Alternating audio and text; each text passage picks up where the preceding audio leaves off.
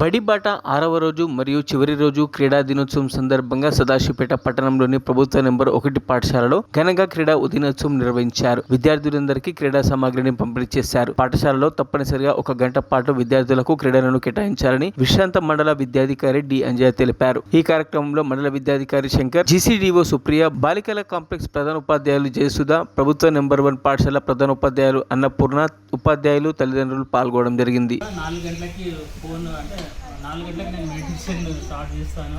ఆ టైంకి జస్ట్ ఇట్లా ఫోన్ ఓపెన్ చేయగానే సీఎంఓ సార్ మెసేజ్ పెట్టింది, ఈరోజు హరిత మొక్కలు అన్ని పాఠశాలలో మొక్కలు పెంచాలి, మొక్కలు నాటాలని చూడగానే అనుకున్న ఏదో ఒక స్కూల్లో చేద్దామని పెట్టిన నందికంది పాఠశాల ఆడ కూడా కొత్తగా హెడ్ మాస్టర్ రావడం జరిగింది. అక్కడ ఫోన్ చేయగానే రమ్మని చెప్పి అక్కడ పాఠశాలలో మొక్కలు నాటడం జరిగింది. మళ్ళీ ఈరోజు కూడా మార్నింగ్ 4 o'clock మళ్ళీ ఓపెన్ చేస్తే ఇప్పుడు స్పోర్ట్స్ డే అని చూడడం జరిగింది.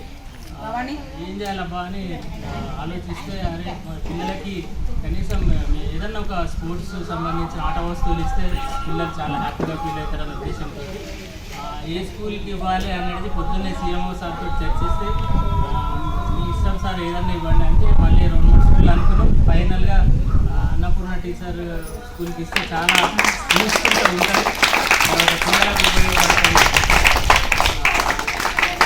మరిన్ని అప్డేట్స్ కోసం మా ఛానల్ని సబ్స్క్రైబ్ చేయండి.